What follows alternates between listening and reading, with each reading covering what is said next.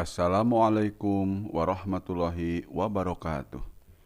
Pada kesempatan ini, marilah teman-teman kita bahas tentang status perkawinan. Proklamasi Al-Quran tentang status perkawinan, bahwa perkawinan sebagai satu perjanjian atau transaksi yang kokoh, yaitu misakon golido. Dalam Al-Quran, kata misakon golido ditemukan pada 3 tempat, yakni pertama surah Al-Ahzab ayat ke-7. Wa id akhadna minan nabiyyina mitsaqahum wa minka wa min Nuhin wa Ibrahim wa Musa wa Isa wa Maryam wa akhadna minhum mitsaqan ghalidha. Dan ingatlah ketika kami mengambil perjanjian dari nabi-nabi dan dari kamu sendiri, dari Nuh, Ibrahim, Musa, dan Isa putra Maryam, dan kami telah mengambil dari mereka perjanjian yang teguh atau mitsaqan ghalidha. Kemudian surah An-Nisa ayat ke-154.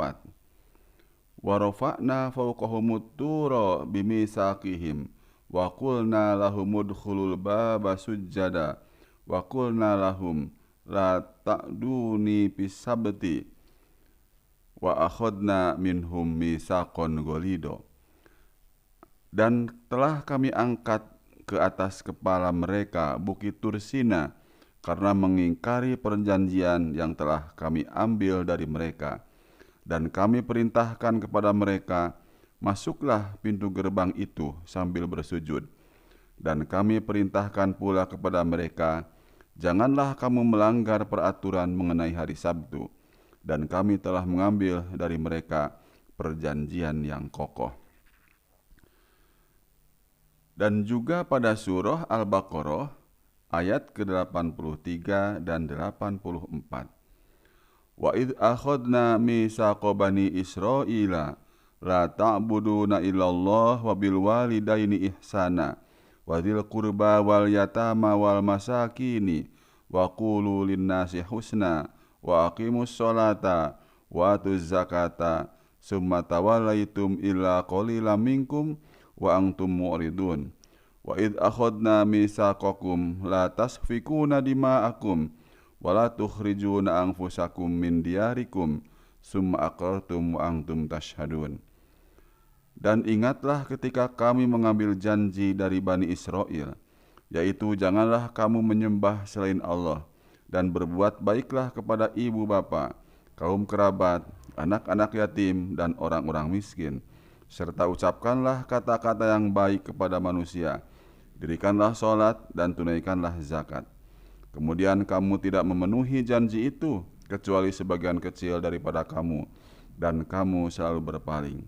Dan ingatlah ketika kami mengambil janji dari kamu, yaitu kamu tidak akan menumpahkan darahmu atau membunuh orang, dan kamu tidak akan mengusir dirimu, saudaramu sebangsa dari kampung halaman. Kemudian kamu berikrar akan memenuhinya, sedang kamu mempersaksikannya.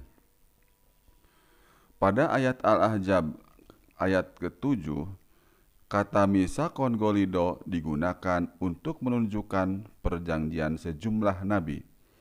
Demikian dalam tafsir Departemen Agama disebutkan sanggup menyampaikan agama kepada umat masing-masing. Sementara pada Al-Baqarah ayat 83-84, kata mitsaqan ghalidha digunakan untuk menunjukkan perjanjian Allah dan Bani Israel. Sedang pada An-Nisa ayat ke-154, kata mitsaqan ghalidha digunakan untuk menunjukkan perjanjian Allah dengan orang Yahudi. Kemudian pada surah An-Nisa ayat ke-21, istilah mitsaqan ghalidha digunakan untuk menunjuk perjanjian perkawinan atau nikah. Dengan ungkapan-ungkapan tersebut secara tidak langsung dapat disimpulkan betapa suci ikatan perkawinan antara suami dan istri kira-kira mirip dengan kesucian hubungan Allah dengan pilihannya, yaitu nabi-nabi atau rasul-rasul.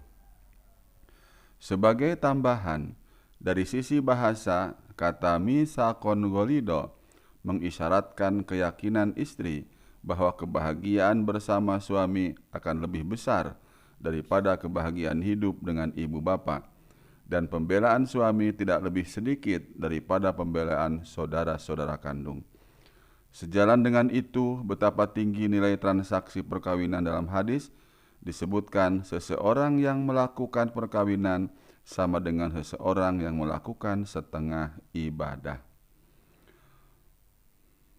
Wa man tazawaja faqad ahraja syatra dinahu falyataqillaha fi syatril baqi.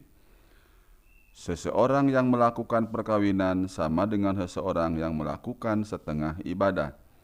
Hadis riwayat Anas bin Malik dalam Abdurrahman bin Ali bin Al-Zawji Al-Ilal Al-Mutanahiyah. Hadis lain, bukanlah umatku yang hidup membujang. Dilaporkan juga Nabi berdoa pada perayaan pernikahan agar Allah menyatukan mempelai, menurunkan anak soleh, agar muslim berkembang kelak di kemudian hari.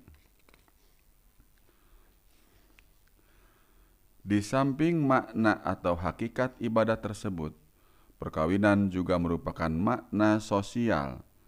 Makna sosial ini misalnya disebutkan oleh hadis Nabi yang menolak perkawinan yang sembunyi-sembunyi. Demikian pula perkawinan disyaratkan agar disaksikan sekurang-kurangnya 2 saksi dan diumumkan ke halayak ramai. Maka nikah sembunyi-sembunyi masuk klasifikasi nikah tidak sah. Masih hadis lain menunjukkan penekanan Nabi Muhammad SAW agar nikah tidak disembunyikan. Di antara hadisnya yang artinya pembeda antara yang halal dengan yang haram dalam perkawinan adalah dengan adanya alunan suara dan rebana. Hadis-hadis ini cukup menjadi indikator bahwa perkawinan mengandung nilai sosial. Meminjam istilah Bustanul Arifin, perkawinan dalam Islam bukan sekedar restu, juga bukan sekedar pengakuan atau legalisasi hubungan seorang pria dengan seorang wanita atau code of law, tetapi merupakan perjanjian suci, kokoh dan kuat. Demikian teman-teman tentang status perkawinan dalam Islam. Semoga bermanfaat. Wassalamualaikum warahmatullahi wabarakatuh.